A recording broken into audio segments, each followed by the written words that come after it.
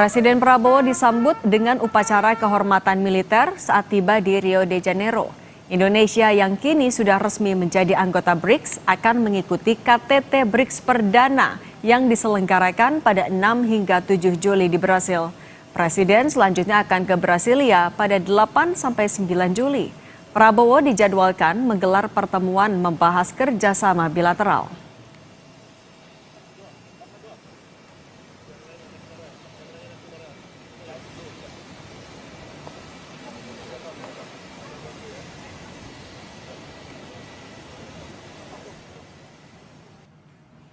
Selain Prabowo, KTT BRICS di Brasil juga dihadiri Perdana Menteri India Narendra Modi. Dalam KTT ini, Modi diharapkan menyampaikan pidato tentang sektor-sektor utama yang berkaitan dengan agenda dan pembangunan BRICS. Selain itu, Perdana Menteri Tiongkok Li Qiang juga telah tiba dalam pertemuan di Rio de Janeiro. Kelompok BRICS yang awalnya terdiri dari Brasil, Rusia, India, Tiongkok, dan Afrika Selatan mulai berkembang pada tahun 2023. Indonesia menjadi anggota terbaru dalam BRICS. Soal kehadiran Presiden Prabowo di KTT BRICS kita bahas bersama dengan praktisi hubungan internasional sekaligus pendiri Sinergy Policies, Dina Prapto Raharja. Mbak Dina, selamat petang. Selamat petang, Mbak Cindy. Mbak Dina, keanggotaan kita kan memang udah dari awal tahun, tapi di tengah kepastian kita juga nunggu tarif Trump dan juga dinamika geopolitik, apa konsekuensi kita hadir di KTT BRICS yang harus diwaspadai oleh pemerintah? Summit adalah pertemuan paling tinggi ya dari BRICS, dan BRICS itu statusnya sebenarnya baru forum, tapi forum yang punya simbol politik penting karena OECD misalnya, kalau OECD itu udah organisasi negara-negara maju yang sudah sangat established ya, udah jadi gitu loh. Jadi udah ada aturan mainnya jelas segala macam. Kalau BRICS itu statusnya masih dalam proses, masih dalam pembentukan. Jadi every step of the way, setiap langkah itu penting sebenarnya untuk dikawal. Dan BRICS itu dinamis, dan kita boleh katakan tadi saya bilang simbol politik yang penting karena alternatif dari G7, organisasi negara-negara maju, dan juga dari G20. Tandingannya itu sebenarnya. Jadi bukan dengan OECD-nya sebenarnya, tapi bentukan dari groupings yang seperti itu.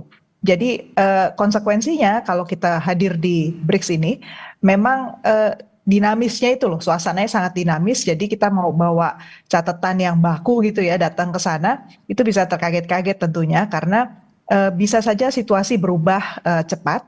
Dan kalau dilihat dari perkembangan di Brasil, ini tendensinya misalnya India yang kemungkinannya juga masih nggak cocok sama Brasil untuk sejumlah hal.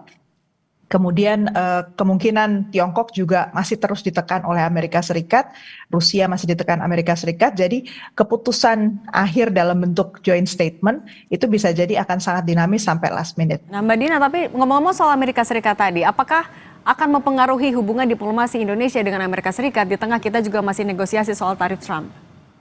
Sebenarnya itu tergantung gimana kita menghadapi Trump aja ya. Karena Trump itu kan strateginya adalah menghentak di depan, tetapi faktanya dia sebenarnya juga tahu skema dari logistik global, misalnya ekonomi global, value chain di tingkat global, itu memang mayoritas sudah dikuasai oleh negara-negara BRICS, terutama oleh Tiongkok. Jadi caranya kita berhadapan dengan BRICS itu yang harus kita antisipasi. Sekali lagi saya garis bawahi kata cara, karena soal what kita ya atau tidak dengan BRICS sebenarnya udah inevitable ya, tidak bisa dihindarkan. Karena kenyataannya memang penguasaan dinamika ekonomi global itu sekarang dikuasai oleh Tiongkok, dipengaruhi oleh Rusia juga, India juga punya andil. Jadi menurut saya kalau kita tidak masuk di dalamnya, kita juga ketinggalan. Mbak Dina, kan pemerintah bilang di KTT BRICS kita akan memastikan posisi kita sebagai jembatan, mau menjadi jembatan untuk dunia internasional. Di KTT BRICS itu akan bisa dimaksimalkankah oleh Presiden Prabowo Subianto? Kalau itu sebagai cita-cita, silakan saja. Kendalanya kalau menurut saya, di antara negara-negara BRICS ini produk-produknya hampir sama. Basisnya itu komoditas, dan komoditasnya juga banyak di sektor tambang. Kemudian juga kalau kita lihat penciptaan lapangan pekerjaan dari sektor-sektor ini di semua negara itu relatif masih terhambat gitu. Jadi kalau kita mau menyelaraskan langkah dari negara-negara anggota ini supaya lebih bisa punya impact buat masyarakatnya sendiri. Nah, di situ kendalanya saya kira sebenarnya lebih dari sekedar retorika kita menjadi jembatan ya. Saya ambil contoh kemarin Tiongkok sudah membuka diri mau ikut investasi juga untuk produk baja di Indonesia. Ini angin segar karena sektor baja kita juga kena tampar cukup keras ya, dinaikkan lagi kan tarifnya oleh Amerika Serikat dari 25% menjadi 50%. Dan sektor ini sebenarnya sudah cukup tersendat-sendat perkembangannya sejak beberapa tahun lalu pasca pandemi. Tapi kita tahu juga bahwa dengan kita bekerja sama lebih dekat dengan Tiongkok, kemarin yang menjadi masalah itu sebenarnya adalah impor besi baja yang begitu banyaknya masuk ke dalam Indonesia dari Tiongkok dan tidak sesuai dengan standar nasional Indonesia sehingga dianggap membahayakan untuk konstruksi dan seterusnya. Jadi hal yang seperti itu yang saya lihat masih ada gap ya antara industri dengan langkahnya pemerintah. Itu yang harus diselaraskan. Nah, itu juga menyelaraskan agenda diplomasi dan politik antar Indonesia dengan negara-negara anggota BRICS dan untuk mengutamakan kepentingan ekonomi di negara kita sendiri. Apa yang bisa Presiden Prabowo Subianto lakukan di sana memaksimalkan peluang itu? Sebenarnya kalau saat di meja diplomasi, yang penting itu adalah sinyal-sinyal yang cukup jelas dan dipastikan juga bahwa instruksinya itu adalah menteri silahkan laksanakan. Jadi jangan semuanya harus presiden sampai detil-detilnya gitu ya. Karena faktanya di lapangan itu penyelarasan di nomenklatur antar kementerian, misalnya kementerian kita dengan kementerian di Tiongkok itu udah match atau belum. Jangan-jangan kita buat MOU dengan pihak Tiongkok, tapi ternyata nggak bisa dilaksanakan hanya karena di sana itu cara pengambilan keputusannya untuk satu MOU beda gitu. Atau mitra dagang yang ada di kedua negara ini ternyata nggak match gitu antara Kadin kita dengan ternyata di sana bukan Kadin misalnya. Jadi itu hal-hal yang harus ditelusuri dan satu persatu itu merupakan tugas menteri dan juga para wakil menterinya. Jadi harusnya nggak menunggu lagi di tataran para menteri. Yang saya lihat di belakang ini terjadi kan ya, apa-apa semua kalau urusan luar negeri akhirnya kepada presiden, padahal translationnya atau penerjemahannya itu harusnya di tataran teknis. Harusnya di pejabat teknis. Tapi Mbak Dina juga untuk memperlebar peluang kerjasama investasi, kerjasama di sektor ekonomi, artinya menteri-menterinya itu harus apa yang bisa mereka tekankan, apa daya tawar yang bisa ditawarkan Indonesia agar justru kita tidak semakin bergantung ke negara-negara misalnya ke Tiongkok yang ada di BRICS. Nah, kalau kita perhatikan yang dikembangkan misalnya salah satu oleh Indonesia baru-baru ini adalah Danantara. Danantara itu kan salah satu cara lain sebenarnya untuk menjamin bahwa kalau pihak investasi asing masuk itu bisa ketemu sama championnya di Indonesia.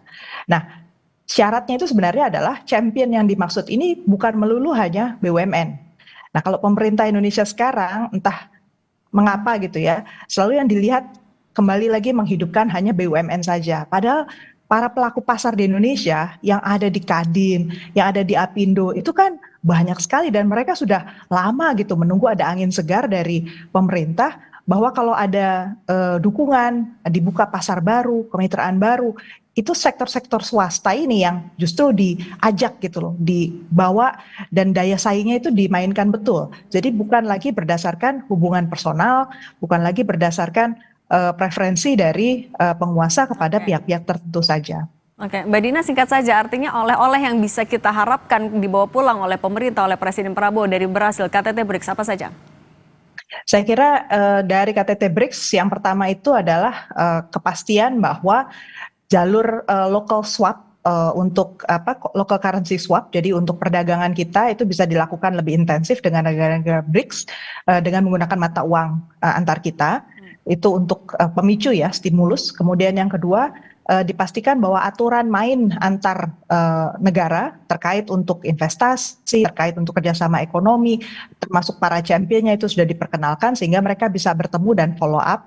Dan peran pemerintah untuk melakukan reformasi yang diperlukan supaya ini lebih match antar pihak itu juga dilakukan.